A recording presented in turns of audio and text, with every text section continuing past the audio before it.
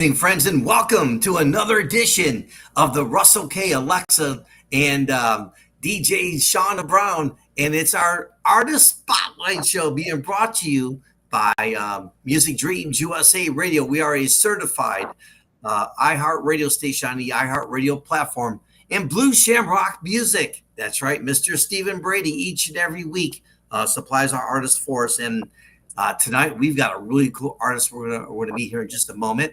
And what a great guy. He's got some cool stuff going on right now. And his name is Justin Stanley. And we're going to find a little bit more about him, his music, how did he get started in the music industry. And we're also going to find out some pretty cool facts about him as well. And also during the show, we're going to make sure we let him know when you come to the Artist Spotlight show, expect the unexpected.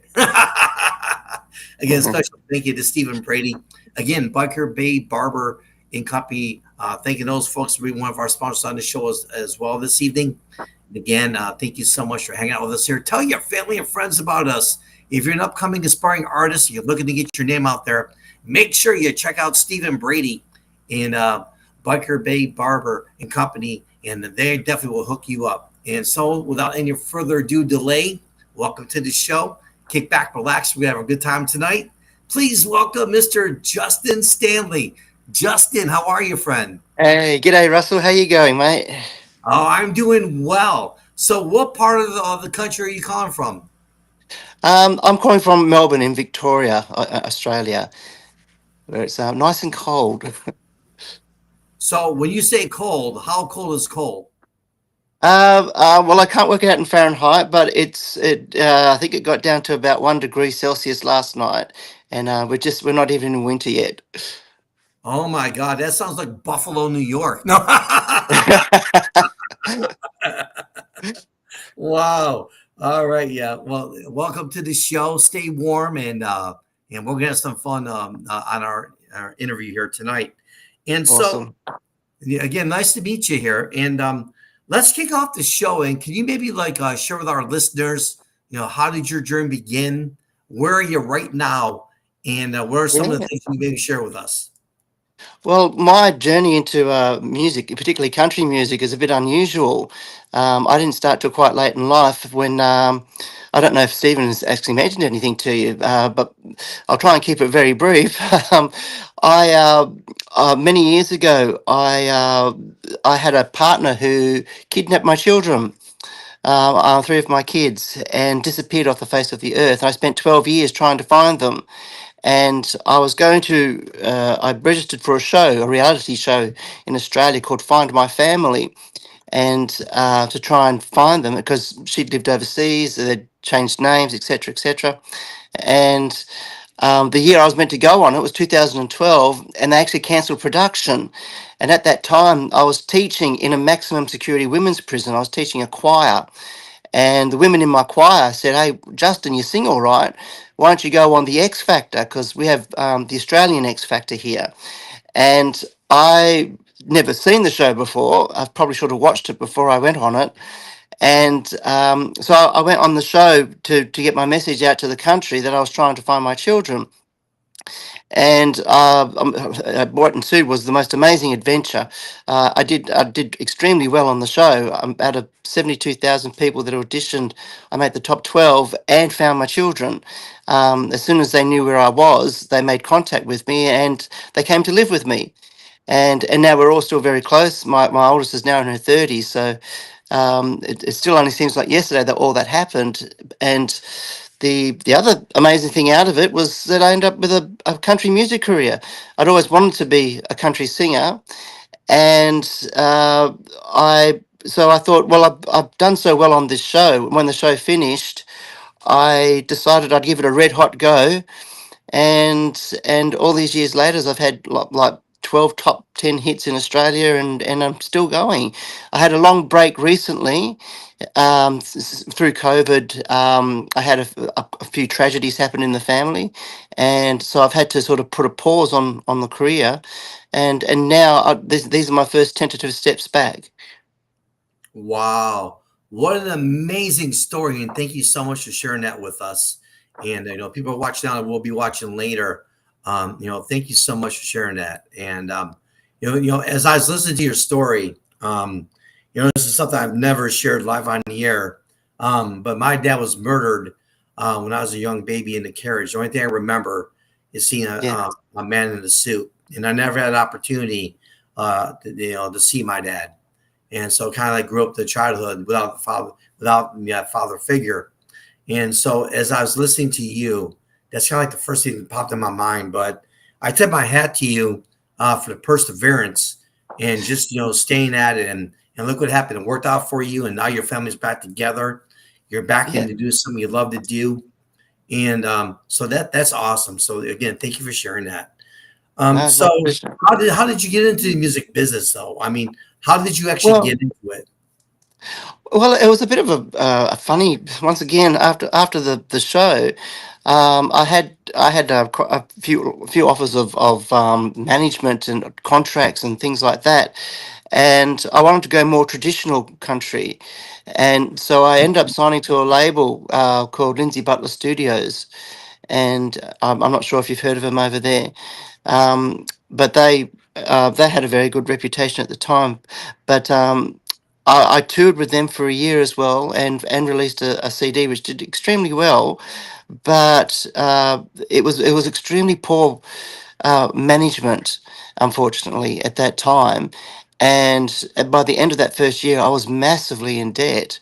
And I decided, because I'd always said, that's it. If I'm going to give it a red hot go for a year, and if it doesn't work out, I'll just go back to my university degree and my cleaning job, and et cetera, et cetera. And a year later, when I decided I can't do this, I financially cannot do this, I was in Tamworth, which is still the biggest country music festival in Australia. I think it might be in the Southern Hemisphere. And I was lucky enough to be a finalist in a competition for professional artists called the Toyota Star Maker competition.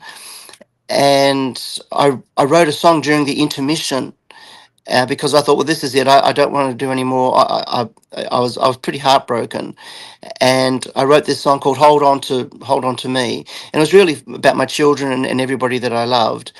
And it's the only time there was ever a resounding standing ovation at this performance that had been going for years.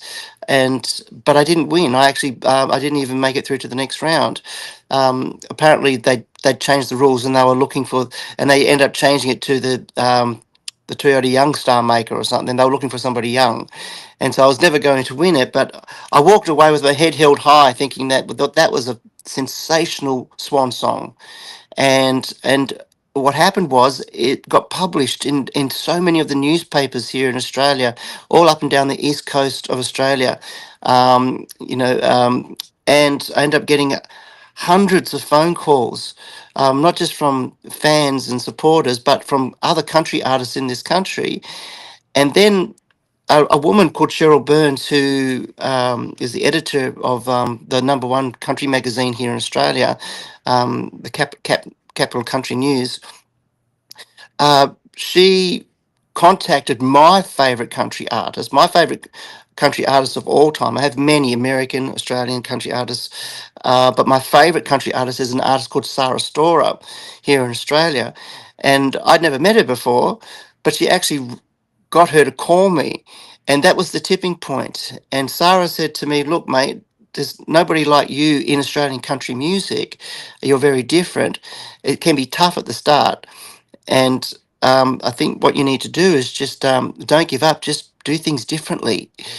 And so I thank God she said those words, because I decided, well, that's it. I'm trusting my gut instinct.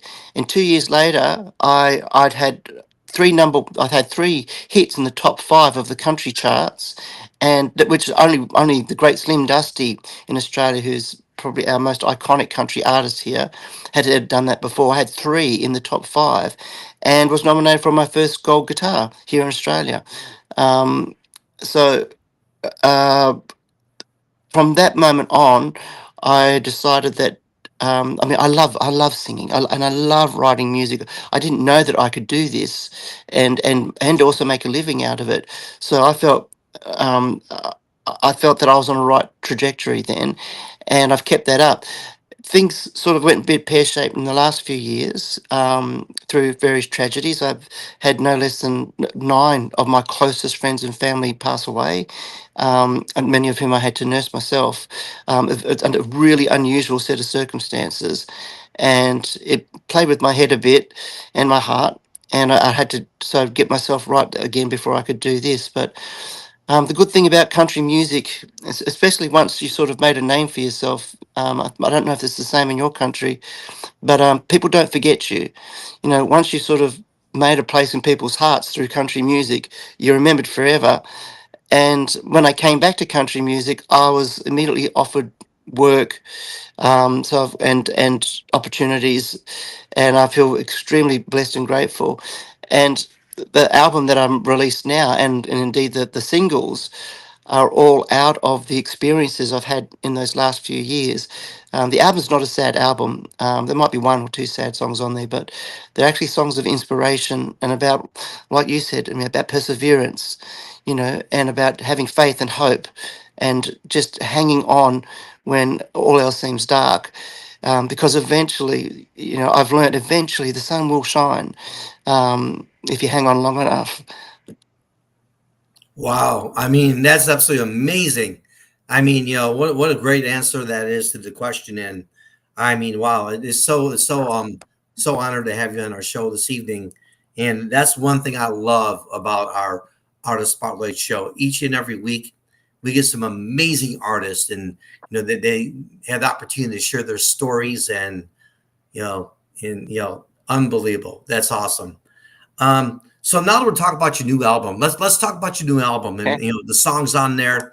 Are there any favorite songs you like on that new album? And then the second part of that question would be, how can our listeners are watching now that we'll be watching later? How can they get in contact with you and download that amazing music? I had the opportunity to listen to it, and at the end of the show, I got a little surprise for you, by the way. Okay, radio. Um, favorite songs. Well, I love writing original music. So most of the music I release is original material. But as I just mentioned, with my mum and my brother and my granny and my dad and my best friends, with all the people that passed away recently, their favourite song of all time was Unchained Melody. You know, that great song that most people remember from the movie Ghost, sung by the Righteous Brothers. Right. Because it's much older than that. The song, I think, came out originally in the 1940s, I think. Um, I mean, a vocally challenging song to do, and of course the song had a like powerful meaning for me.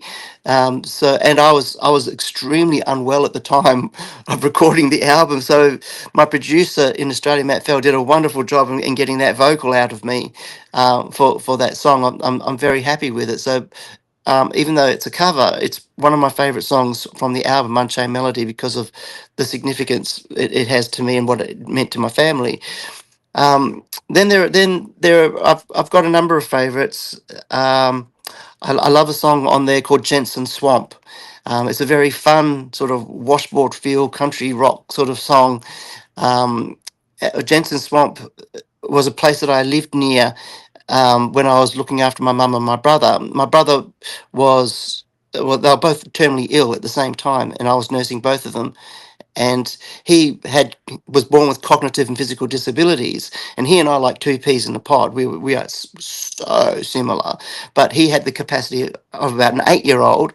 So I used to we used to do lots of fun things together, and I used to take him out to Jensen Swamp, which was only a couple of kilometres down the road from where we lived, where he was convinced that on full moons werewolves would come out and all the animals would come out and have a big jamboree and just have a great hoedown.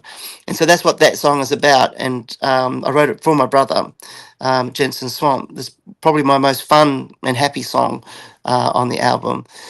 Um, there's I have a lot of. It's hard to pick, like favorites.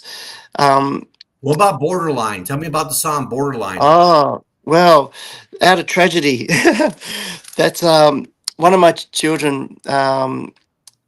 Became very mentally unwell, and he's grown out of it now, thank God. but he had a condition called borderline personality disorder. And it's still a very, it's got a lot of stigma attached to it, and a lot of mental health services don't know how to manage it, because these people can be very difficult to interact with. They don't appear to want to help themselves. A lot of the times they appear to be attention seeking. This certainly wasn't the case with my son. And I was struggling. Literally, it's not an exaggeration to say I was struggling to keep him alive. He was doing the most horrendously crazy things, like I'm not sure how much I can say on the show, like but for example, he would cut himself and bleed into a champagne flute and then drink it and put it on Instagram. It was really, really crazy stuff. And then I thought he was well enough for me to take to one of my performances. I was working at a country music festival, and it was late at night after the shows, and he was in my hotel room, and then I got a phone call from the bathroom saying, Dad, I don't want you to panic, but I think I might be in a bit of trouble. And when I went into the bathroom, he'd actually cut an artery in his elbow and had all but bled out on the bathroom floor. I've never seen so much blood. Wow. um, he was just about dead. And I I the ambulance came, and then he was taken to a hospital, and they kicked him out because he had borderline. And this was a problem at the time in the state of Victoria, where they were just not treating people with borderline personality disorder. Three other families had a death in them that very week that my son was admitted to hospital with borderline personality disorder. We were asked to be a part of a national inquest into it, but I was too busy trying to keep him alive to worry about it. And then we had a lifeline thrown to us, which was just lucky. I've got a fairly big, I've got a good profile in the industry here in Australia. And what they did was because I'd spent many months, 5 or 6 years looking after him, but more intensely in the last 4 months before he did this. And I'd whittled my savings away because I couldn't work. And then I had a friend of mine in my hometown of Bundaberg in Queensland do a GoFundMe page. Well, they instantly raised $5,000 in 24 hours. Wow. And also this another friend knew somebody in Queensland who wanted to remain anonymous, and their passion was to help families who couldn't access the mental health services to get life-saving treatment. And so this woman, whose name I can't mention, but she said if we could get my son to Brisbane, so move from rural Victoria 2 states away to Brisbane, she promised to get us the help. So suddenly we had the $5,000, and then 2 days later we were in Brisbane, and then on the third day, Alan was in getting the best psychiatric treatment, and we saved his life. And now he's totally grown out of it. He's much better. But if we hadn't had that, I'm pretty sure he would have. I would have lost him. So that song, Borderline. I mean, obviously it's I'm talking about borderline personality disorder, but it's also about what we do as parents. We're like, we question ourselves. Have I done enough? What did I miss? How could I? I thought he was okay. And and it's about, once again, that idea of perseverance. And it's amazing what love will make you do. I always say that the hardest promise to make is the one you make to yourself, but it's easier to make a promise to someone that you love and be dedicated to looking after someone and something that you love. And that song is about the love of a father for a son, and what they would do to keep them alive. Wow. What an amazing interview. And I mean, thank you for feeling like you can just open up on the show, which you most certainly can. And Thank you. I mean, seriously, I mean, wow. I mean, we interview like a lot of artists, but I gotta be honest with you, this one is just really, it's really moving. It's a very moving interview. And thank you for sharing all your personal tragedies and all the things you've done to get back to something you love to do, which is, as you just mentioned earlier in the show, you want to write songs, you want to sing. You're back. You're Yeah. you're back pursuing that dream. And so let's talk about Stephen Brady and Blue Shamrock Music. How did you guys reunite? Oh, it's a funny thing. I see. I've known Stephen for since ever since I started releasing singles to radio. So that's well over more than 10 years. I think it's more like 13 years, and he's always been so accommodating. Always giving good advice. He's helped me out a couple of times. Um, in a number of different ways. And when he left, he was had a different company to start with, called CRS, I think it was called, and which had been around for decades. It used to be called something else and changed its name, and then I know that he had some health issues, and he bowed out of the industry. And so I didn't actually know that it was Stephen Brady who did Blue Shamrock Music. And and I'd see, like I see iHeartRadio, it comes up in my feed sometime, like on Facebook, and and so does Blue Shamrock Music, and I didn't know that it was him, but I'd always been curious because some of the artists I recognised, and people seem to be doing quite well, and then when I finally come round to uh, for my turn again to get back into the industry and to start releasing singles. Um, I was so pleasantly surprised when I looked at, because I thought, oh, I'm going to see what services are out there that are releasing stuff to radio, and so I think I actually jumped and went out and told my partner, "Oh my God, Stephen Brady's working for Blue Shamrock Music," and then I messaged him and rang him up, and so that's how we reconnected again. Based on the stories you just shared with us not too long ago, right? Um, Take a quick second, look back at those stories you shared live on the air, and how have they helped you as an artist in the country music scene? Um, and it's helped me in a number of ways. Um, One of them is, it might sound a bit daggy, but um, it helps me to appreciate what we have, and it helps to remind me that when I step up onto a stage, and particularly if I'm singing an original song and people are really loving it, that's an incredibly humbling feeling that to be able to. It's an honor to be able to do that. I think I could have lost everything, and I also remind myself almost every day that the people that I've lost, and these deaths only happened, they finished happening last year. Um, they'd want me to be doing this. This is what they would want me to do because they know that I want this for myself, and it keeps me humble, and it keeps me having perspective. Um, After everything that I've been through, it always feels like a blessing. But the other thing is, um, um, it helps me focus on what I learnt and what I experienced, and how can I share that in such a way that people can draw inspiration or get a lesson out of it without sort of feeling like they've been told what to do or what they're doing wrong.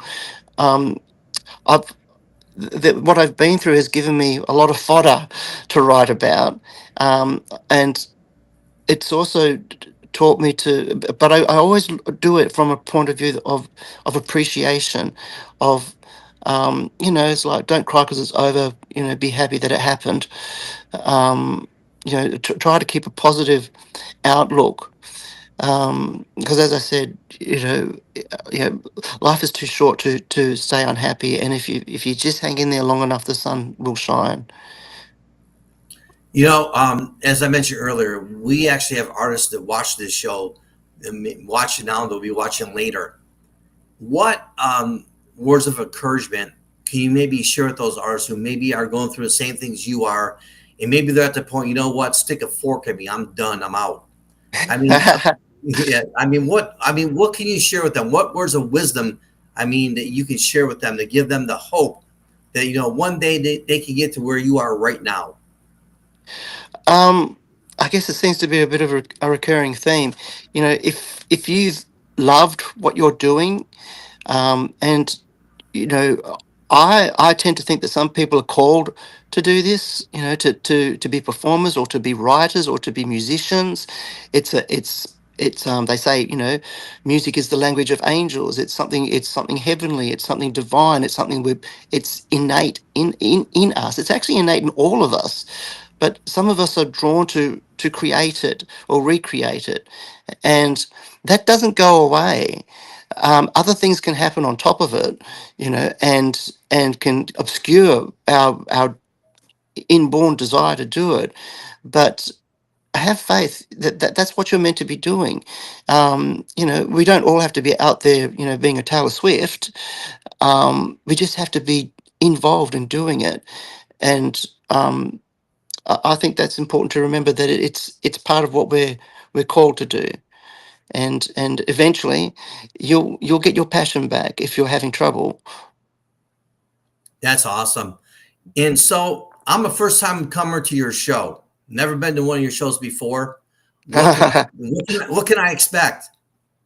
Oh well, my shows are very diverse. Mhm. You know, because you know, I think I read somewhere there's something like 69 different genres of country music, um, and I probably have a crack at all of them. So you might get everything from bluegrass yodeling to a modern crossover rock pop.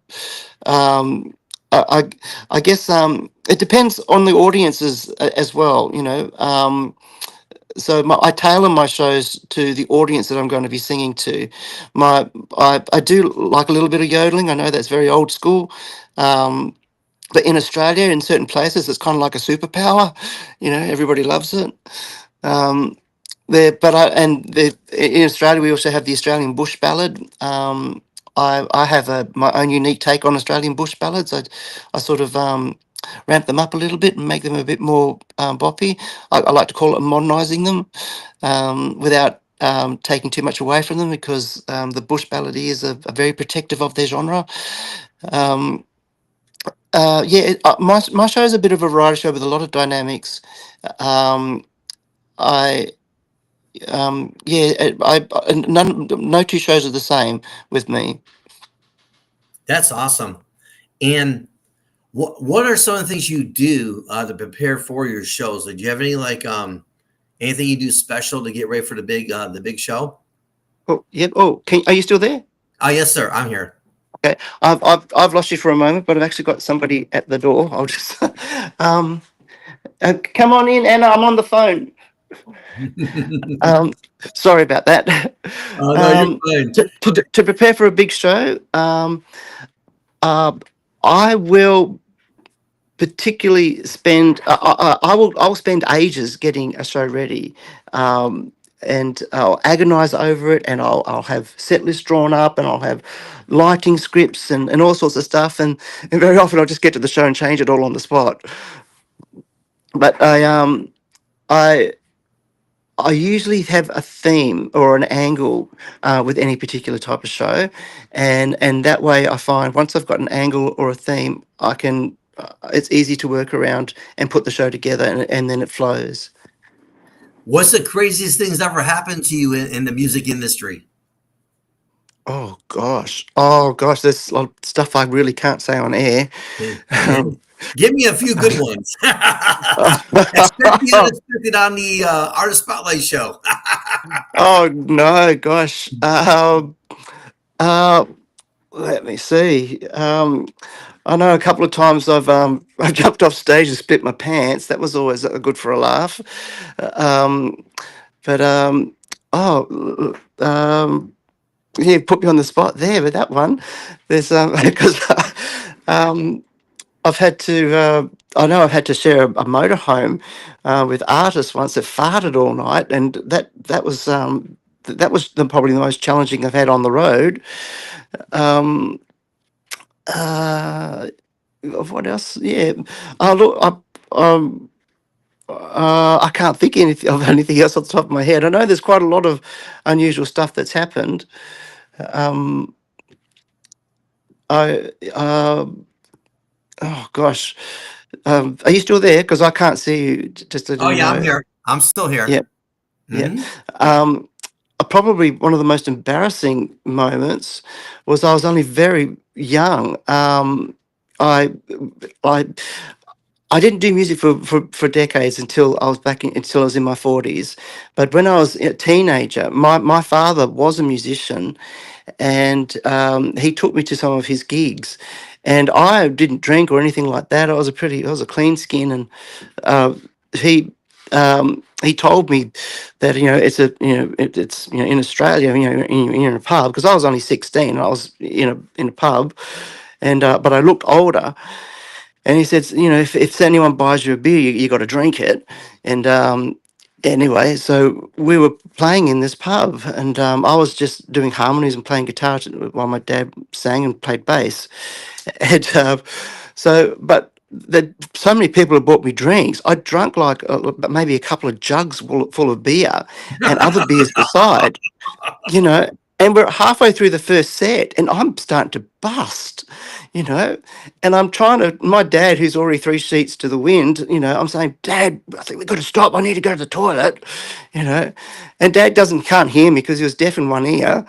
And we're going along, and then I even remember the song. I was only 16, and we're playing Dock of the Bay, and I'm going, Dad, we've got to stop. And then I said, then I remember, so Dad turned around and said, what's wrong? I said, we've got to stop now. But it was too late. I'd actually started to, I'd actually started to wet my pants, on stage in full view of everybody. And so I threw my guitar down in the corner. I went running out, and I'm outside the pub, and I'm just devastated.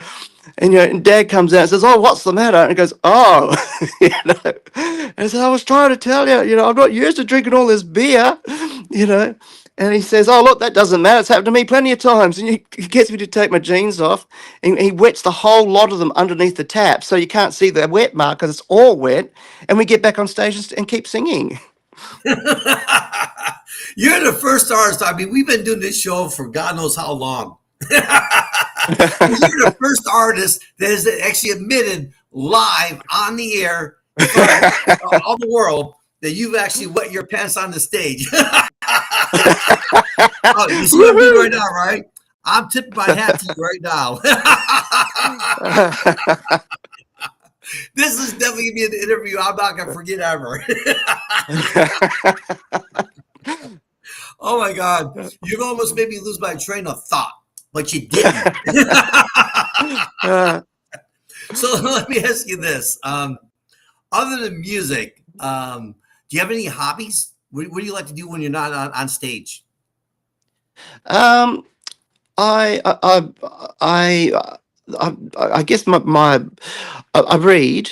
Um, Music is pretty all encompassing for me, um, and spending time like my world and interests have sort of gotten very narrow as I've gotten older. I love my few close friends and family that I have left are precious to me. So spending time with them means everything to me. But I mean, I mean, I'm also a bit of an artist. I like to paint and draw. But music isn't it's not just music sort of is. It's pretty all encompassing. If I'm not writing music, I'm listening to music, and if I'm not listening to music, I'm going to see a performance, or I'm planning a performance. I never tire of it. Do you have any big shows coming up? Well, I just did my CD launch on the weekend here in Victoria in a place called Ballarat, and that went very well. That was a lot of months of planning, and now I get to relax a little bit with the performances I've got coming up, which are dotted all over the country. They're festival appearances, so they're not as intense. I just get to enjoy them and sing some of the songs off the album. So no big performances now.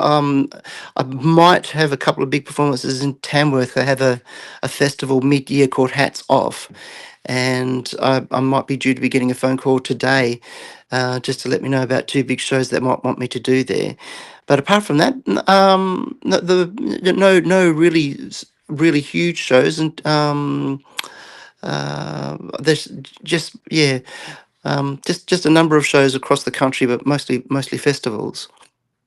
Well, yeah, as we wind down our show this evening, again, thank you so much for what you shared on the show here. And it's been an absolute pleasure having you on the show. I've had such a great Thank you. time with you. I mean, this is just one of those interviews. It was like a lot of emotions up and down. It's like one of those emotional interviews. It's like one minute you're on a high, next minute you're like, wow, I can't believe that happened to him. And so thank you for opening up and sharing that. And It's been a real pleasure, Russell. yeah, I mean, the only thing I hope is that the people are watching the interview now, that will be watching it later. I hope that everything you said can maybe touch them to where they are right now. And so, with that being said, as we wind down our show, is there anything you'd like to share with our audience that maybe we have not discussed? You're on the Uh, stage now. I probably should mention that they can get my stuff online, all the normal places, Spotify or iTunes or the Blue Shamrock Music. They have their own platform as well. But no, look, thank you for letting me share my stories. I've really enjoyed it. Thank you. Well, at the beginning of the show, what did I tell you? I told you I had a what? Sorry, at the beginning of the show, you told me you had a Surprise. surprise. That's right. Here's a Yes. surprise. On tomorrow morning show, and I want you to listen. You have to listen to Okay. our morning show tomorrow on iHeartRadio, okay? Rightio. We're going to play a double shot of your music, which will open up Oh, the Russell K, Alexa, Sean Brown, and DJ Cassie morning show live on iHeartRadio. So people are watching now, we'll be watching later. All you do is just go to the iHeartRadio app, put in Music Dreams USA Radio, and there we yeah, are. And you save it, and you can take us along 24/7. So in yeah. dedication to you, we're going to play a double shot of your music, which will kick off our morning show tomorrow. We're dedicated to you and your family and everything you've been through. And I mean, I tip my hat to you. Blessings to you. Let the good Lord continue to watch over you and continue to bless you and continue to open up the doors and just keep on doing what you're doing. And Wow. you're a great example of what artists should be. Each artist is different, but all in all, I mean, if I had to pick someone who I want to be an artist, it would be you. That's Wow. Thank you yes. so much. I'm really touched. Thank you very much, and I'll make sure that I share all that on my social media as well. That's blown me away. Yes. And again, 7 a.m. to 9 a.m. Eastern time. That's when we'll be live, and that's no jive. Yeah. All right, my friend. Well, it's so good to meet you, and thank you You for your too, time mate. today. And many blessings to you as you continue your musical journey. And again, Thank you. what an amazing interview we just had with Justin Stanley. And I mean, man, talk about an artist sharing everything about him, his family, what he's been through, the perseverance of continuing his dream to get back into music and do something, as you heard him say many times on the show, the love and passion of music, the songwriting, the singing, just being a part of country music again. And again, what an amazing interview. And you can watch this interview live again on the Music Dreams USA Radio YouTube channel. All you got to do is subscribe to the channel. Also, you can check it out with Blue Shamrock Music and Mr. Stephen Brady. After each show, he writes up he does like a little news clip and he puts on the Instagram page. And you can look us up on Instagram, Music Dreams USA Radio, and you'll be able to find us in Blue Shamrock Music. You'll be able to find Stephen Brady as well. Until next week, we have another amazing artist, another amazing story to share with you all. Make sure you stop by and check it out with us. Again, we are being brought to you by Blue Shamrock Music in Biker Bay Barber and Company, and Music Dreams USA Radio, a distributed iHeart radio station on the iHeart Radio platform. And we play everything for everyone. Simply as I mentioned, go to the iHeartRadio app, download the app, and you can listen to us 24/7. Till next time, friends, it's your friend Russell K. It's been an absolute pleasure doing this show for you. Please tell your family and friends about us. Until next time, we'll see you soon. Take care. Have a wonderful evening, and good night.